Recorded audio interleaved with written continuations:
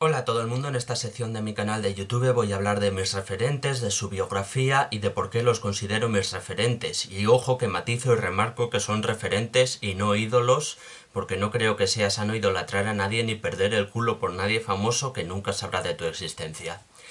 Y el vídeo de hoy tratará sobre Albert Einstein. Este no os lo esperabais, pero sí, entre mis muchos intereses también está la física teórica. La práctica ya no, porque tiene muchos numeritos, pero la física teórica sí me mola, porque creo que está bien especular un poco sobre las leyes que rigen nuestro universo y entenderlas y entender cómo funciona.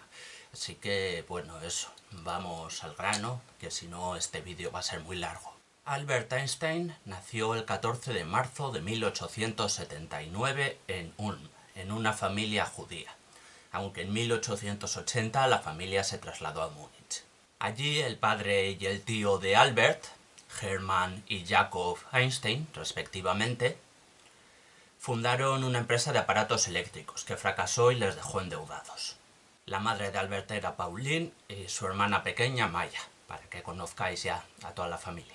Albert no habló hasta los 3 años, lo que llevó a sospechar que tenía alguna clase de trastorno mental. Sin embargo, más adelante sí fue un estudiante brillante, motivado por su tío y por los experimentos que hacían. Aprendió en gran medida por su cuenta, lo que le llevó a cierto escepticismo hacia la religión, el Estado y la autoridad en general. Yo creo que eso es positivo. Como digo, se acabó convirtiendo en un estudiante brillante, aunque algunos biógrafos han asegurado lo contrario al ver en un expediente que tenía 6 en casi todas las asignaturas. Esto es un error al no considerar que en el sistema educativo suizo de la época el 6 era la nota máxima. O sea, Einstein tenía un 6 de 6 en buena parte de sus asignaturas. Sin embargo, persiste el mito de que era mal estudiante y todavía en algunos rincones de internet se encuentra eso, el mito, el bulo al fin y al cabo de que Einstein era un mal estudiante. En 1894 la familia de Einstein se mudó a Pavía, en Italia. Él se fue sin el título de bachiller, lo que le hizo no poder ingresar en la Escuela Federal Politécnica de Zúrich hasta 2 años después, tras haber tenido que estudiar en Arau.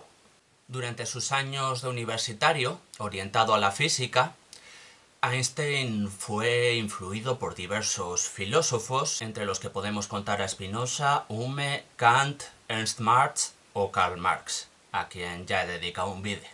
Se movía por ambientes socialistas, siendo muy amigo de Michel Besso, de quien hablaremos más adelante, o de Friedrich Adler, revolucionario austriaco bastante radical, conocido por tener éxito en el atentado en el que asesinó al primer ministro de Austria, pero bueno. También Mileva Maric, quien sería la primera esposa de Einstein, era feminista. Primero tuvo una hija en secreto con ella, Lieser Einstein, que tal vez fue dada en adopción o tal vez murió de escarlatina. No se puede saber con seguridad. Después, ya en 1903, cuando Albert ya tenía la ciudadanía suiza y era físico, finalmente se casaron. Mileva Maric también dominaba conceptos de física y es muy sabido que ayudó a Einstein en sus teorías. Lo que está un poco más discutido es hasta qué grado le ayudó. Eso ya no lo tenemos muy claro. Como el papel de las mujeres en el campo de la física no estaba muy reconocido, pues se puede sospechar que su papel real fue bastante minimizado. Hay indicios bastante claros de que ayudó mucho a Einstein, o prácticamente hizo ella la mayor parte del trabajo en cuanto a sus estudios sobre el efecto fotoeléctrico, probablemente también ayudó en la teoría de la relatividad. No sé si sus trabajos sobre el efecto fotoeléctrico se podrían aplicar a la luz esta que se está medio fundiendo y que va a dar un curioso resultado en el vídeo, pero bueno. En cualquier caso, el vídeo se ve bien, a pesar de la luz que tintinea, ¿no? Espero que sí. Y bueno, en resumen, lo que está claro es que ayudar ayudó. Y bastante mérito tuvo Mileva Maric. Lo que está más discutido es exactamente cuánto. Eso es más difícil de saber a posteriori. Pero bueno, ya que estamos entrando en el terreno de la relatividad, vamos a dar unas pinceladas más sobre estos años y luego nos disponemos a entrar en la parte dura.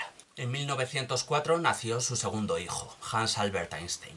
De 1902 a 1909, Einstein trabajó en la Oficina Federal de la Propiedad Intelectual de Suiza, Oficina de Patentes por resumir, vamos. No tenía muy buena relación con su jefe, por cierto. dada su reticencia a la autoridad y tal. Fue mientras tenía este trabajo cuando en 1905 publicó 4 trabajos que revolucionarían la física. El primero era sobre el movimiento browniano, el segundo era sobre el efecto fotoeléctrico, y probablemente fue este en el que más mérito tuvo Mileva-Maric, como decía, y el tercero y el cuarto sobre la teoría de la relatividad especial y la equivalencia masa-energía, que es por lo que es más conocido a día de hoy. Así que vamos a ello porque es necesario para entender por qué Albert Einstein fue tan importante y por qué es uno de mis referentes, que es la relatividad especial. Bien, antes de esto teníamos la mecánica de Newton, las leyes de la termodinámica y las ecuaciones de Maxwell para describir el electromagnetismo. Este sería un poco el conocimiento previo que había y el paradigma sobre el que trabajó Einstein. ¿Qué aportó la relatividad especial? Pues para mí la forma más fácil de entenderlo, la forma con la que yo lo entendí, y que creo que es la más fácil con diferencia, es el ejemplo del tren. Pongamos que un tren avanza a 100 km por hora y alguien que está dentro de ese tren, o puede ser una máquina automática de esas que lanzan pelotas, ¿qué más da? Pero alguien que va dentro de ese tren lanza una pelota de tenis a 50 km por hora hacia adelante. Para un observador que esté en el tren, incluso para el mismo que la ha lanzado, la velocidad de la pelota es de 50 km por hora. Para un observador que esté en las vías, sin embargo, fuera del tren, la velocidad de la pelota es de 150 km por hora, porque se suma la velocidad a la que va el tren y la velocidad a la que va la pelota. Ahora vamos a hacer este mismo ejemplo, pero en lugar de con una pelota de tenis, con un rayo láser, o con un haz de luz. Lo que sea, pero que vaya a la velocidad de la luz. Para un observador en el tren, la velocidad a la que avanza ese rayo láser hacia adelante será de unos 300.000 km por segundo, por redondear, no vamos a meternos en cifras exactas. Sin embargo, para un observador en las vías, la velocidad de ese láser será de unos 300.000 km por segundo más 100 km por hora a los que avanza el tren, ¿no? Pues no. En este caso, las velocidades no se suman. Nada puede superar la velocidad de la luz. ¿Por qué? Pues es una movida muy rara, ¿no? Realmente es que no tiene sentido, es como si el universo hubiera puesto un límite ahí, es como si el universo dijera te jodes, más de esto no. Y entonces, contra toda lógica simple y contra lo que se creía en la física unos años atrás, pues no se puede superar la velocidad de la luz. El observador que está dentro del tren y el observador que está fuera del tren ven el rayo láser moverse a la misma velocidad. No se puede superar, no se suman las velocidades, aunque para todo lo demás sí se sumen. Entonces, tenemos que la velocidad es relativa y depende del observador, salvo la velocidad de la luz. La velocidad de la luz es constante y no depende siquiera del estado de movimiento del emisor. ¿Qué más cosas son relativas y dependen del estado de movimiento del observador o del emisor? Pues la longitud, por ejemplo. La longitud de un cuerpo varía dependiendo de su movimiento, también su masa. La energía es equivalente a la masa y viceversa, E igual a mc al cuadrado, que sería la fórmula más famosa de la física. También el tiempo es relativo dependiendo del estado de movimiento del observador y del emisor. ¿Por qué? Pues volvamos al ejemplo del tren. Supongamos que esta vez en el tren se dispara un láser orientado hacia arriba, no hacia adelante. Orientado hacia arriba donde rebota en un espejo y regresa al punto original. Para un observador en el tren, el láser solo ha recorrido la distancia de arriba a abajo. Para un observador en las vías, en cambio, el láser ha descrito una parábola porque también se ha movido en horizontal, dado que en el tiempo que la luz tardaba en alcanzar el espejo, rebotar y volver, también se ha movido en horizontal siguiendo el movimiento del tren, ¿no? Pero la velocidad de la luz es constante. Por tanto, para el observador que está en las vías, la luz ha tenido que recorrer una distancia más grande yendo a la misma velocidad. Por tanto, ha tenido que tardar más tiempo, a la fuerza. Esto implica que para un observador en movimiento el tiempo no transcurre a la misma velocidad que para un observador estático, el que está ahí en las vías fuera del tren. Y esto también tiene implicaciones para la simultaneidad de dos eventos. Para un determinado observador, dos eventos que son simultáneos, es decir, que transcurren exactamente a la vez, para otro observador puede transcurrir uno antes que el otro. También nace a raíz de esto el concepto de espacio-tiempo. Espacio y tiempo no están tan separados como se creía, sino que son dos conceptos estrechamente ligados. Esto tiene implicaciones filosóficas. En el espacio-tiempo de Einstein-Minkowski, el tiempo es una dimensión más, es la cuarta dimensión. Esto se había insinuado antes desde un punto de vista filosófico. Después de todo, cuando quieres ubicar un objeto necesitas 4 dimensiones, ¿no? 3 espaciales y una temporal. Tú para quedar con alguien tienes que decirle quedamos en tal sitio a las 5 de la tarde. Si no tienes en cuenta la dimensión temporal, pues no sirve de mucho porque igual no aparecéis a la misma hora y no os encontráis. Ahora, sin embargo, la idea de que el tiempo es la 4ª dimensión parece confirmarse ya científicamente. El pasado y el futuro ya no son constructos imaginarios que no existen y solo existe el presente, como afirma la corriente presentista, sino que el pasado y el futuro realmente existen a lo largo de otra dimensión. Es lo que tiene que para un observador 2 eventos sean simultáneos, mientras para otro uno de ellos ya es el pasado, que implica que tienen que existir realmente un pasado y un futuro, y no son solo constructos imaginarios para hablar de situaciones que no existen. Resumiendo mucho, ¿qué conclusiones sacamos de estos trabajos de Einstein sobre la relatividad especial? Pues unas cuantas distintas. La relatividad especial dice que la velocidad, la masa, la longitud, el paso del tiempo y la simultaneidad de los eventos es relativa. Depende del estado de movimiento del observador y del emisor o de ambos. La velocidad de la luz, en cambio, es constante. El espacio y el tiempo están ligados entre sí y la energía y la masa son intercambiables. Pero la teoría de la relatividad especial todavía no la haría famoso. De momento era considerado un físico brillante, pero por el efecto fotoeléctrico, no por la teoría de la relatividad. Esto le permitió ser profesor en las universidades que quería. Pasó de Zúrich a Praga, luego otra vez a Zúrich y luego a Berlín. Su hijo Edward Einstein nació en 1910. Durante esa década, Einstein trabajó en su siguiente idea, la relatividad general, que sería más polémica que la relatividad especial porque suponía refutar el modelo de la gravedad de Newton. ¿Y en qué consiste exactamente la relatividad general? Pues bien, afirma que la gravedad y la aceleración son básicamente el mismo efecto, son indistinguibles, y que por tanto la gravedad no es una fuerza como tal, sino una curvatura del espacio-tiempo. La presencia de materia hace que el espacio-tiempo se curve a su alrededor. Esto cambiaría bastante la concepción del universo, pero no inmediatamente, porque de momento era bastante difícil de demostrar. Y así fue hasta 1919.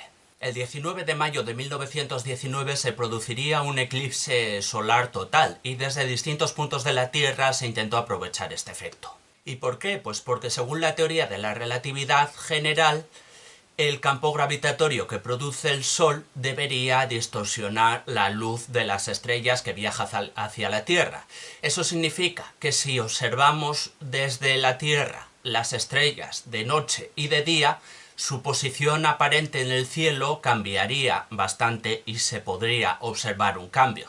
El problema que tenemos, claro, es que de día no se podían observar las estrellas porque el brillo del propio Sol impide ver las estrellas de día, salvo que haya un eclipse. Así que el eclipse llegó, se tomaron fotografías, se compararon con fotografías tomadas de noche, y en noviembre de 1919 se produjo la gran revelación. Efectivamente, la posición aparente de las estrellas en el cielo cambiaba siguiendo las teorías de Einstein y siguiendo las ecuaciones que él proponía. La teoría de la relatividad general y, por tanto, también la teoría de la relatividad especial parecían confirmarse, una revolución en la ciencia. Desde entonces, siempre que se produce algún eclipse solar, pues hay algún científico, ya sea profesional o aficionado, porque esto evidentemente lo puede hacer alguien aficionado sin un equipo de laboratorio clarísimo, que aprovecha para repetir el experimento. Y los resultados pues siempre son los mismos. La posición aparente de las estrellas en el cielo cambia tal y como había predicho Einstein. De todas formas, hoy en día hay aplicaciones prácticas de la teoría de la relatividad mucho más frecuentes. Por ejemplo, algo tan sencillo como la hora en nuestro móvil. La hora de nuestro móvil que viene dada por satélites GPS. Los relojes en los satélites GPS están programados para medir el tiempo de forma distinta a los relojes que usamos en la Tierra, porque el tiempo, de hecho, ahí arriba pasa de forma distinta a como pasa en la Tierra. Y esto se debe a dos efectos que coinciden precisamente con lo que promulga la relatividad especial y la relatividad general. Por un lado está el efecto de la velocidad. Los satélites están orbitando la Tierra a unos 14.000 km por hora, lo que significa que el tiempo dentro de los satélites, debido a este efecto, transcurre de forma distinta y los relojes se atrasarían. Pero a su vez, estos satélites están a 20.000 km de altura, lo que significa que la gravedad es mucho menor de lo que es aquí abajo. Están más lejos del campo gravitatorio terrestre y son menos afectados por el campo gravitatorio terrestre, lo que significa, tal y como explica la relatividad general, que los relojes se adelantarían. Así pues, para corregir estos dos efectos, entre los que predomina el de adelantarse, el efecto de adelantarse es más potente que el de atrasarse, pues los relojes que usan estos satélites tienen que estar programados para medir el tiempo de forma distinta. Si no, no coincidirían con la hora de la Tierra, que es la hora que pretenden dar. De manera que simplemente mirar la hora en nuestro móvil ya es, aunque no nos demos cuenta, una aplicación y a la vez otra demostración de que la teoría de la relatividad es correcta. Por otro lado, aún hoy en día se siguen confirmando nuevas predicciones de estas teorías que no habían sido observadas hasta ahora, prácticamente. O sea, por ejemplo, en 2015 se observaron por primera vez ondas gravitacionales. Eso fue exactamente un siglo después de que las teorías propuestas por Einstein implicaran que las ondas gravitacionales tenían que existir. Cambiemos de tema. La Primera Guerra Mundial hizo que Einstein pasara a ser un pacifista convencido, además de socialista que ya era. En 1919 se divorció de su primera esposa, Mileva Maric, como comentaba, después de mantener durante un tiempo una relación extramatrimonial con su propia prima, Elsa Lowenthal, aunque ordenaba a Mileva seguir siendo su esposa y fingir en público para mantener las apariencias, lo que es probablemente el principal aspecto a criticar de Einstein. Sí, a su primera esposa la trató como el culo, ¿para qué nos vamos a engañar? Tiempo después se acabaría casando con Elsa. Einstein ganó el Nobel de Física en 1921 no por la teoría de la relatividad, sino por el efecto fotoeléctrico. El dinero se lo envió a su exesposa tal y como figuraba en el acuerdo de divorcio, lo que es un indicio más que nos lleva a pensar que el mérito del efecto fotoeléctrico siempre correspondió a Mileva Maric, no a Einstein. En 1923 Einstein visitó España, estuvo en Barcelona y trabó amistad con los filósofos Ortega y Gasset. ¿Qué dice usted? Es broma, es broma. Ortega y Gasset no eran dos personas, eran una sola, como Natos y Wauer, supongo. Y también, dadas sus ideas socialistas, con el anarquista español Ángel Pestaña. De hecho, llegó a dar una conferencia en la sede de la CNT, con la que simpatizaba bastante, aunque él propuso quitar la N de sus siglas, porque él opinaba que la palabra nacional tenía connotaciones negativas que el anarquismo no debía respaldar. Yo creo que no le faltaba razón.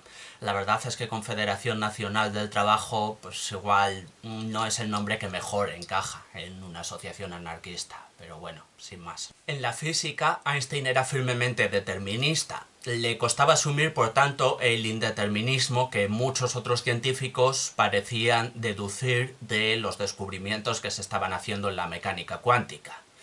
Einstein, igual que otros físicos como David Bohm, por ejemplo, a pesar de los avances en mecánica cuántica, seguía siendo determinista y opinaba que debía haber otras reglas que explicaran los resultados que se obtenían en ese campo. Es en ese contexto en el que en una carta escrita a su colega Max Bohm comentó: «La teoría produce un buen caso, pero no nos acerca al secreto del viejo. Estoy del todo convencido que él no juega a los dados».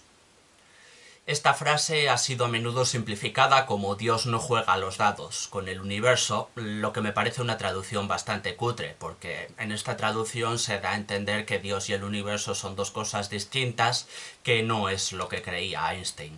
Einstein usaba más bien la palabra Dios para referirse a las reglas del universo, según comentó en numerosas ocasiones, no a una entidad sobrenatural que se preocupase por la humanidad y que decidiese a dónde van las almas de los buenos y a dónde van las almas de los malos, ni nada remotamente parecido. Estas aclaraciones, de hecho, le hicieron ganarse la enemistad de algunas comunidades judías, que estaban encantadas con la idea de que alguien de etnia judía fuera un científico tan brillante, pero que cuando se enteraron de que Einstein no era religioso y no creía en Dios como tal, pues le retiraron el apoyo y se mosquearon bastante, sí, cuando se dieron cuenta de que en un sentido religioso Einstein no era judío en absoluto, no seguía las creencias religiosas judías. En cambio, en Alemania, conforme iba creciendo el nazismo, sí que consideraban que Einstein era judío, sí, ya lo creo que lo consideraban.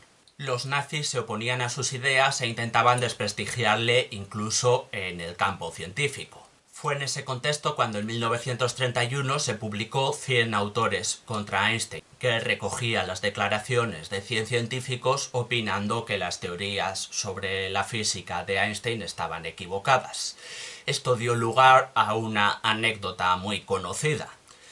Y la anécdota es que la única respuesta a eso que Einstein se molestó en dar fue: 100 científicos, si yo de verdad estuviera equivocado, con uno solo habría bastado para refutarme.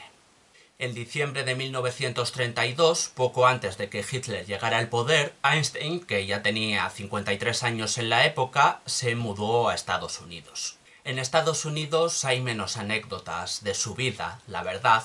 Un poco los hechos por los que es más conocido, pues se puede decir que ya los hemos tratado. Durante esta época, Einstein seguía empeñado en ver cómo se podían conciliar las ideas de la mecánica cuántica, de la física cuántica y las ideas de la física tradicional. Hacer una teoría del todo que unificase todas las fuerzas y sirviese para explicarlas todas. Esto a día de hoy todavía no se ha conseguido, por cierto. Ante la Segunda Guerra Mundial, Einstein animó a Estados Unidos en su proyecto de desarrollar bombas atómicas. Hay que tener en cuenta que las bombas atómicas no habrían podido existir si no se hubiese conocido la equivalencia entre masa y energía que promulgó Einstein. Su razonamiento para apoyar esto fue textualmente que, dada la mentalidad de los nazis, habrían consumado la destrucción y la esclavitud del resto del mundo. Posteriormente, sin embargo, la guerra evolucionó de tal manera que solo Estados Unidos desarrolló la bomba atómica, y solo Japón seguía en pie de guerra, y podía ser derrotado fácilmente con armas convencionales. Así que ya no había ninguna necesidad de usar la bomba atómica contra ellos, y Einstein pidió en otra carta que no se usase la bomba atómica, lo contrario de lo que había dicho en la primera. Obviamente, como es bien sabido, no le hicieron caso y se lanzaron 2 bombas atómicas sobre Hiroshima y Nagasaki de manera totalmente innecesaria, probablemente solo como demostración de poder ante la Unión Soviética. Así, su anterior apoyo a la bomba atómica se convirtió en un motivo de arrepentimiento para Einstein, que declaró en varias ocasiones estar en contra de su uso, que la había apoyado solo porque temía que Hitler la desarrollara antes que Estados Unidos, y que textualmente dijo: si hubiera sabido que los alemanes no tendrían éxito en producir una bomba atómica, nunca hubiera movido un dedo. Y ya que hablamos de política y de los años 40, pues en 1946 a Einstein se le preguntó qué opinaba sobre la creación de un Estado judío, y él dijo que no lo veía necesario en absoluto. 2 años después, en cambio, pues se fundaría oficialmente Israel. En 1949 Einstein publicó su obra ¿Por qué el socialismo?, donde más claramente habla de sus ideas políticas y donde defiende el socialismo, ¿no? Aprovecho para decir que si alguien cree que el socialismo tiene algo que ver con el PSOE, adiós. No sé. O sea, por desgracia el PSOE ha hecho que en España mucha gente utilice la palabra socialistas para referirse a ellos cuando no tienen nada que ver con el socialismo, y no sé, es que no encuentro nada que debatir aquí. O sea, si alguien cree que el PSOE tiene algo que ver con el socialismo o son socialistas, pues es que no encuentro siquiera razón para que haya un debate, la verdad, lo siento. Pero bueno, sin más, solo era una pequeña aclaración, si acaso. En 1952, teniendo 73 años, Einstein recibió la oferta de ser primer ministro de Israel. El entonces presidente Chaim Weizmann le propuso como su sucesor, lo que es curioso por eso, porque Einstein en el pasado había declarado que él no veía necesario que se fundara Israel. También otra curiosidad de esta anécdota es que se enteró un poquito antes porque lo vio en los periódicos que por recibir la carta oficial. Rechazó la oferta, dijo que no se veía capacitado, lo que creo que le convierte en una persona íntegra en ese aspecto, pero bueno, también tengo sentimientos encontrados, porque creo que a la humanidad en general le hubiera sentado bastante bien haber tenido un presidente de Israel socialista y pacifista que siempre abogó por buscar la paz entre judíos y palestinos. Creo que habría sido algo bastante positivo para el avance de la humanidad en general, pero bueno, es lo que hay. En 1955 murió uno de los mejores amigos de Einstein, Michel Besso, no sé si os acordáis, le he mencionado al principio del vídeo, él también era socialista y físico. En la carta de pésame a la familia, Einstein incluyó sus famosas palabras: ahora que se ha apartado de este extraño mundo un poco por delante de mí, aquello no significa nada. La gente como nosotros, quienes creemos en la física, sabemos que la distinción entre el pasado, el presente y el futuro es solo una ilusión obstinadamente persistente. Esto viene a ser la filosofía del eternalismo, ¿no? Que el concebir el tiempo como una cuarta dimensión y el espacio-tiempo como un continuo, pues proporciona cierto consuelo existencial. O al menos así lo veía Einstein, así lo ve Alan Moore, de que también he hecho un vídeo, y así lo veo yo mismo. Porque al fin y al cabo sabemos que hay un rincón del espacio-tiempo en el que esa persona, ese ser querido que ha fallecido, lo que sea, sigue viva y siempre va a seguir ahí. No hay ninguna fuerza en el universo que pueda destruir lo que ya hemos vivido. Todos los momentos felices, pasados o futuros, permanecen para siempre en algún lugar, aunque no podamos acceder a él, dado el concepto que nuestra conciencia tiene de lo que es el presente y de cómo nos desplazamos en el tiempo, que en realidad sería más bien cómo nuestra conciencia tiene la ilusión de desplazarse por el tiempo. Apenas un mes después que su amigo, el 18 de abril de 1955, fue el propio Einstein el que murió tras un aneurisma. Se negó a operarse diciendo que le parecía poco elegante prolongar su vida artificialmente. Tampoco quiso un funeral multitudinario. Su cadáver fue cremado el mismo día que murió, delante de 12 seres queridos, cuando la noticia de su muerte todavía no se había hecho pública siquiera. Bueno, se cremó casi todo su cadáver, porque el patólogo del hospital, con el consentimiento de la familia, preservó el cerebro de Einstein para estudiarlo y ver si conseguía descubrir qué es lo que le hacía tan inteligente. No descubrió básicamente nada, claro, porque la neurología es muy complicada, estudiar un cerebro humano es muy complicado y cuando está muerto todavía más. Hablé de esto un poco en el vídeo que dediqué al cerebro, lo podéis ver ahí si queréis, y bueno, eso, que básicamente no se descubrió nada. Y eso es todo lo que creo que hay que contar para explicar por qué Einstein es uno de mis referentes. Espero que esto os haya parecido entretenido. Si tenéis alguna observación, tenéis los comentarios ahí abajo. Si no, pues tenéis muchos otros vídeos en mi canal que también podéis ver, si queréis. Si no queréis, pues nada, claro, haced lo que queráis.